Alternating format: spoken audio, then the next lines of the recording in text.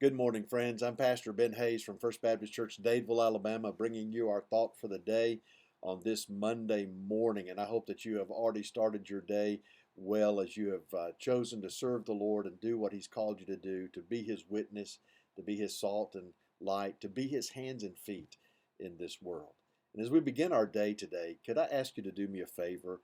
Would you join me in lifting up Doug and Emily Patterson and their family this morning? Doug had some very serious surgery last night, and the doctors are really concerned about his condition. So we need to pray that God would just wrap them up in His loving arms, that His will would be done for Doug, and that the family would have grace and strength as they face these difficult days that are coming, because regardless of the outcome of this surgery, it's going to be tough on all of them. So we really need to hold them in our hearts and in our arms and in our prayers. If you want to follow along with us today, we're in Proverbs chapter 30, continuing this journey through the wise sayings of Agur. Just another one of those wise men that God has included for all of eternity in His powerful word. And there are some wise things that Agur has to say. And we've been talking about some lists that he makes. Three things and four things that do this, and three things and four things that do this. And keep in mind that as we do these lists, it's always the last one that he's focused on. That's the point behind what he's saying. So we pick up in verse 21, and he says, "For three things the earth is perturbed." That's a good word, isn't it? Perturbed.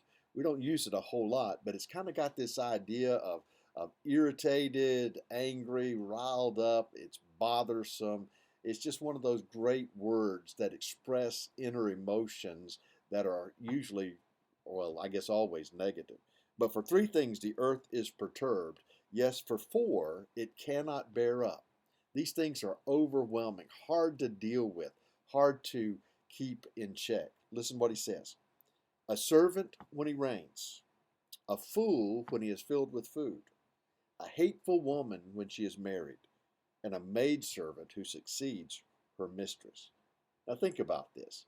People who have lived their whole lives as servants, and all of a sudden they're given this position of authority over others. That could go one of two ways, couldn't it? I mean, they could rule out of compassion, knowing what they've gone through. But what he's talking about here is a servant who responds in arrogance and takes that control to heart and begins to become a dictator and a mean spirited leader. Tough to deal with, isn't it? A fool when he's filled with food. Well, we've all known people like that. They get their belly full and they're just hard to put up with. A hateful woman when she's married. The Bible tells us that it's better for a man to live on the roof than to live in the house with an angry woman. The same thing as we think about that in the other terms. It's difficult in a marriage relationship when one member of the relationship is angry, mean, hateful, bitter. It's hard to enjoy life when that's the case. Remember the old saying, when mama ain't happy, ain't nobody happy? Well, it's very true. And then finally, he talks about a maidservant who succeeds her mistress. And we've got a great example of that in Scripture. You remember the story of Abraham and Sarah?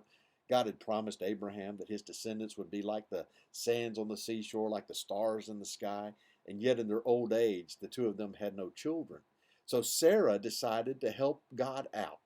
You know, every time we get that desire to help God out, nothing good ever happens. Because God doesn't need our help. He doesn't want our help. He wants our service. He wants our obedience. He wants our faithfulness. But when God's got a plan, He's going to take care of the details.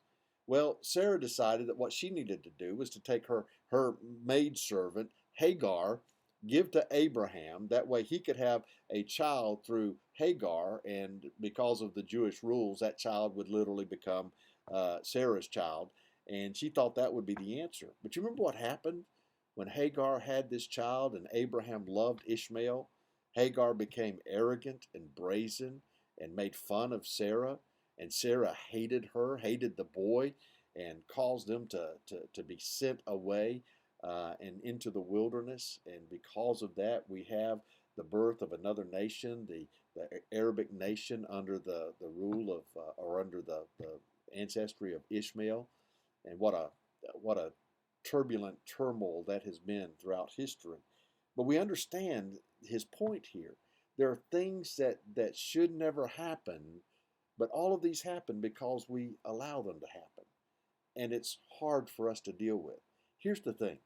Let's always make a point to do the right thing, to follow God's plan, to listen to His word, to be His kind of people. And in doing so, find peace and unity and experience the blessings that only He can give. Remember today, your attitude is your choice. I hope you have a great day today. Be blessed.